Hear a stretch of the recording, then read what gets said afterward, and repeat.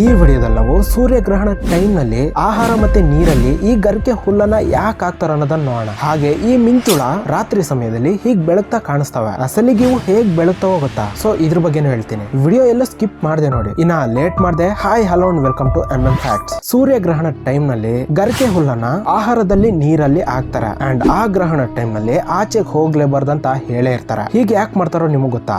Actually ಈ ಗ್ರಹಣ ಸಮಯದಲ್ಲಿ ತುಂಬಾ ಹೆಚ್ಚಾಗಿ ರಿಲೀಸ್ ಆಗುವಂತ invisible ultraviolet light human body ಒಳ್ಳೇದಲ್ಲ. ಈ ರೇಡಿಯೇಷನ್ ನಿಂದ ಫುಡ್ ಮೇಲೆ ಎಫೆಕ್ಟ್ ಬೀಳುತ್ತೆ. ಆಗ ಫುಡ್ ಅಲ್ಲಿ ಹಾರ್ಮ್ಫುಲ್ ಬ್ಯಾಕ್ಟೀರಿಯಾ ಗ್ರೋ ಆಗುತ್ತೆ. ಇನ್ನ ಅದೇ ಫುಡ್ ತಿನ್ನೋದ್ರಿಂದ ಡಿಸೀಸಸ್ ಕೂಡ ಬರ್ತಾವಂತೆ. ಈ ಇನ್ಫೆಕ್ಟ್ ಪ್ರೆಗ್ನೆಂಟ್ ವುಮೆನ್ಸ್ ಮೇಲೆ ತುಂಬಾ ಪ್ರಭಾವ ಇರುತ್ತೆ ಅಂಡ್ ಅನ್ಬಾರ್ನ್ ಬೇಬೀಸ್ ಗೆ ಕೆಲ ಡಿಸಾರ್ಡರ್ಸ್ ಬರೋ ಚಾನ್ಸಸ್ ಇದೆಯಂತೆ. ಗ್ರಹಣ ಟೈಮ್ ನಲ್ಲಿ ಅವ್ರನ್ನ ಆಚೆಗೆ ಹೋಗ್ಬಾರ್ದಂತ ಹೇಳ್ತಾರೆ. ಯಾಕಂದ್ರೆ ಹೈ ರೇಡಿಯೇಷನ್ ನಿಂದ ಅಬಾರ್ಷನ್ ಆಗೋ ಚಾನ್ಸಸ್ ಕೂಡ ಇದೆಯಂತೆ. ಅಂಡ್ ಗ್ರಹಣ ಟೈಮ್ ನಲ್ಲಿ ಲೈಟ್ ಕಡಿಮೆ ಆಗಿರುತ್ತೆ. ಸೊ ಐಯಲ್ಲಿರೋ ಐರಿಸ್ ಹೆಚ್ಚು ಲೈಟ್ ನೋಡೋದಕ್ಕೆ ಅದರ ಸೈಜ್ ಅನ್ನ ಎಕ್ಸ್ಪ್ಯಾಂಡ್ ಮಾಡುತ್ತೆ. ಹೀಗಾಗೋದ್ರಿಂದ ನಮ್ಮ ಕಣ್ಣೊಳಗೆ high amount of UV rays ಹೋಗ್ತವೆ. ಇದು ಕಣ್ಣಿಗೆ ಒಳ್ಳೇದಲ್ಲ. ರಿಸರ್ಚರ್ಸ್ ಏನ್ ಹೇಳ್ತಿದಾರೆ ಅಂದ್ರೆ ಈ ಗರಿಕೆ ಹುಲ್ಲನ್ನೋದು ಎಕೋ ಫ್ರೆಂಡ್ಲಿ ಅಂಡ್ ಇದು ಫುಡ್ ನ ಪ್ರಿಸರ್ವೇಟ್ ಮಾಡುತ್ತೆ. ಈ ಗರಿಕೆಯನ್ನ ವೇದ ಗ್ರಂಥಗಳಲ್ಲೂ ಪವಿತ್ರವಾಗಿರೋದಂತ ಕನ್ಸಿಡರ್ ಮಾಡಿದ್ದಾರೆ. ಈ ಗರಿಕೆಯನ್ನ ಎಲೆಕ್ಟ್ರೋ ಮೈಕ್ರೋಸ್ಕೋಪ್ ನಲ್ಲಿ ಒಂದು ಟೆಸ್ಟ್ ಮಾಡಿದ್ರೆ ಅದ್ರಲ್ಲಿ nano patterns and hierarchical nano structures ಕಾಣಿಸ್ತವೆ. ಇವು ಇದ್ರಲ್ಲಿ ಬಿಟ್ಟು ಬೇರೆ ಯಾವ ಹುಲ್ಲಲ್ಲೂ ಕಾಣಿಸ್ಲಿಲ್ಲ. ಈ anti bacterial properties and natural disinfectants ನಿಂದ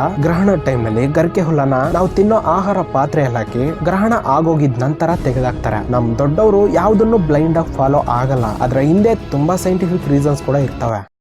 ನೀವ್ ಯಾವಾಗ್ಲಾದ್ರೂ ಈ ಲೈಟ್ ಹುಳ ಅಂದ್ರೆ ಈ ಮಿಂಚುಳ ಇದ್ರಲ್ಲಿ ಈ ಲೈಟ್ ಹೇಗ್ ಬರುತ್ತೋ ಥಿಂಕ್ ಮಾಡಿದೀರಾ? ಸೊ ಆಕ್ಚುಲಿ ಈ ಲೈಟ್ ಹುಳದ ಲೋಯರ್ ಅಬ್ಡಾಮಿನ್ ನಲ್ಲಿ ಲೈಟ್ ಪ್ರೊಡ್ಯೂಸಿಂಗ್ ಕೆಮಿಕಲ್ಸ್ ಇರ್ತವೆ. ಈ ಕೆಮಿಕಲ್ಸ್ ಅದಕ್ಕೆ ಬೇಕಾದಷ್ಟು ಆಕ್ಸಿಜನ್ ತನಿಗೆ ಎಕ್ಸ್ಪೋಸ್ ಆದಾಗ ಮಾತ್ರನೇ ಬೆಳಗುತ್ತೆ. ಈ ಮಿಂಚುಳಗಳು ಅದರ ಅಬ್ಡಾಮಿನ್ ನಲ್ಲಿರೋ ಆಕ್ಸಿಜನ್ ಲೆವೆಲ್ಸ್ ಅನ್ನ ಕಂಟ್ರೋಲ್ ಮಾಡ್ತವೆ. ಸೊ ಇದು ಅವುಗಳ ಅಬ್ಡಾಮಿನ್ ನಲ್ಲಿರೋ ಆಕ್ಸಿಜನ್ ಲೆವೆಲ್ಸ್ ಅನ್ನ ಇನ್ಕ್ರೀಸ್ ಮಾಡಿದಾಗ ಆ ಆಕ್ಸಿಜನ್ ಕೆಮಿಕಲ್ ಜೊತೆಗೆ ರಿಯಾಕ್ಟ್ ಆಗಿ ಆಗ ಲೈಟ್ ಅನ್ನ ಪ್ರೊಡ್ಯೂಸ್ ಮಾಡುತ್ತೆ. ಅಂಡ್ ಈ ಲೈಟ್ ಹುಳಗಳು ಸಾಫ್ಟ್ ಬಾಡಿ ಬೀಟಲ್ಸ್ ಅಂಡ್ ಯಾವುದೇ ರೀತಿಯ ಡಿಸೀಸಸ್ ಅನ್ನ ಕ್ಯಾರಿ ಮಾಡಲ್ಲ. ಅಂಡ್ ಇದರ ಲೈಫ್ ಸ್ಪ್ಯಾನ್ ಬಂದು ಓನ್ಲಿ 2 months ಮಾತ್ರನೇ. ಇವು 2 ತಿಂಗಳಿಗಿಂತ ಹೆಚ್ಚು ಬದುಕಲ್ಲ. ಹಾಗೆ ಇವು ಹಾರ್ಮ್ಲೆಸ್. ಇವು ಯಾರಿಗೂ ಕಚ್ಚೋದಿಲ್ಲ. ಯಾಕಂದ್ರೆ ಇವಕ್ಕೆ ಯಾವುದೇ ರೀತಿಯ ಪಿನ್ಸರ್ಸ್ ಇರೋದಿಲ್ಲ. ಸೊ ನಿಮ್ಮಲ್ಲಿ ಎಷ್ಟು ಮಂದಿ ಈ ಹುಳುಗಳನ್ನ ನೋಡಿದಿರೋ ಕಮೆಂಟ್ ಮಾಡಿ.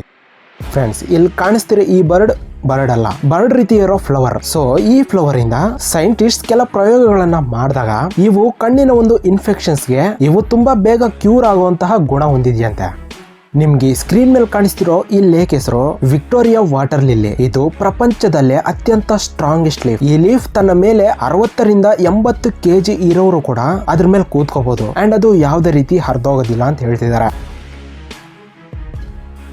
ಅಂಡ್ ಇನ್ಫಾರ್ಮೇಶನ್ ಇಷ್ಟ ಆದ್ರೆ ಈ ವಿಡಿಯೋಗೆ ಜಸ್ಟ್ ಒಂದು ಲೈಕ್ ಮಾಡಿ ಅಂಡ್ ಇದೇ ರೀತಿಯ ಕೆಲ ಇಂಟ್ರೆಸ್ಟಿಂಗ್ ವಿಡಿಯೋಸ್ಗೋಸ್ಕರ ಈ ನಮ್ಮ ಚಾನಲ್ ಅನ್ನ ಸಬ್ಸ್ಕ್ರೈಬ್ ಮಾಡಿ ಬೆಲ್ ನೋಟಿಫಿಕೇಶನ್ ಆಲ್ ಅಲ್ಲಿ ಇಟ್ಕೊಳ್ಳಿ. Thank you for watching.